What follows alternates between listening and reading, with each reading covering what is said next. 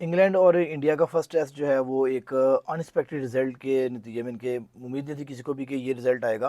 अब वो मैच खत्म हो चुका हुआ है, इसके ऊपर हम डिस्कशन भी कर लेते हैं। सबसे पहले हम लोग बात करते हैं मैच की समरी की। जो इंग्लैंड ने पहले टॉस जीता और टॉस जीतने के बाद इंग्लैंड ने इंडिया को कह लें कि पहले जो है बैटिंग का दावत दी।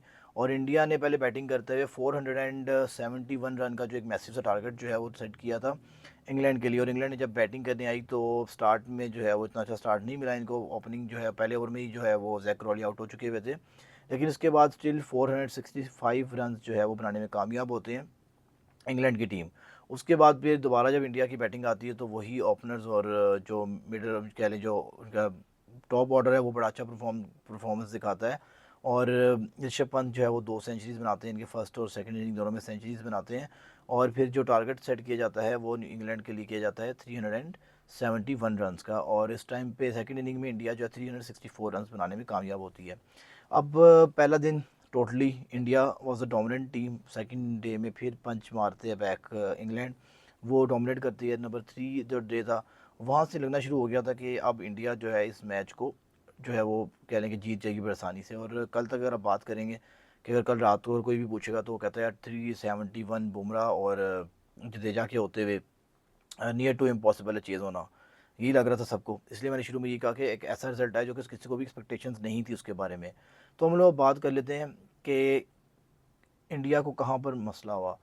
अब सारे बात कर रहे हैं कि जनाब इसने अच्छी बैटिंग नहीं की, उसने अच्छी बॉलिंग नहीं की। देखें, मेन जो चीज़ है आपकी, आपको सबसे पहले पॉजिटिव पॉइंट देखने पड़ेंगे। जसवाल की जो बैटिंग थी उसने बड़ी अच्छी बैटिंग की।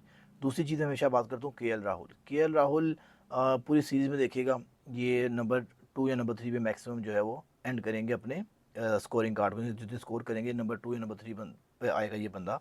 इतनी अच्छी बैटिंग करता है और इसने बड़ी अच्छी बैटिंग की। सेकंड इनिंग में 100 बनाई। ऋषभ पंत का एक बड़ा अच्छा साइन है, 3 इनिंग्स में लास्ट जो है उन्होंने पहले आईपीएल में सेंचुरी की, अब 2 सेंचुरीज और बनाई हैं।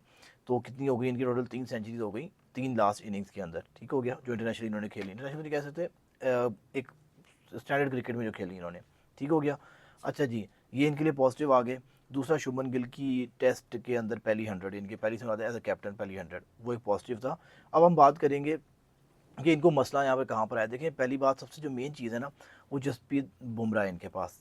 बुमराह की जो फिटनेस है वो 100% फिट नहीं है वो प्लेयर।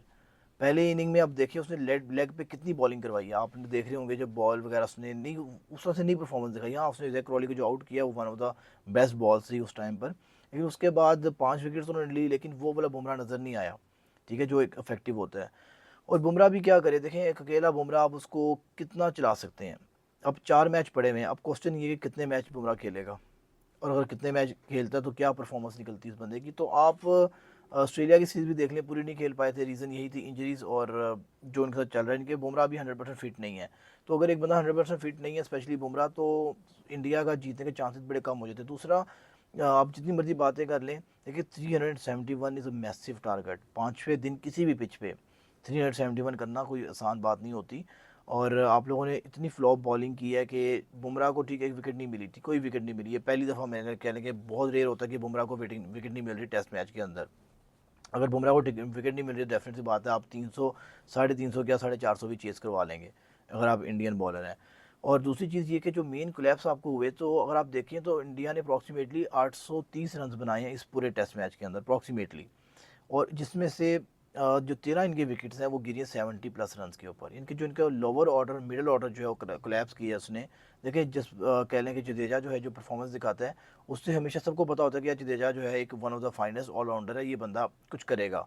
और दूसरी चीज़ ये कि अगर कह लें कि अगर आपका बॉलिंग में भी और बैटिंग में अगर जडेजा नहीं चल रहे तो कंसर्न है, तो फिर इसका मतलब है कि आप लोग परेशान हैं और नहीं काम बनेगा इंडिया के लिए। और दूसरी चीज़ जो मेन चीज़ है, आपसे उनके टेल एंडर्स आउट नहीं हो रहे।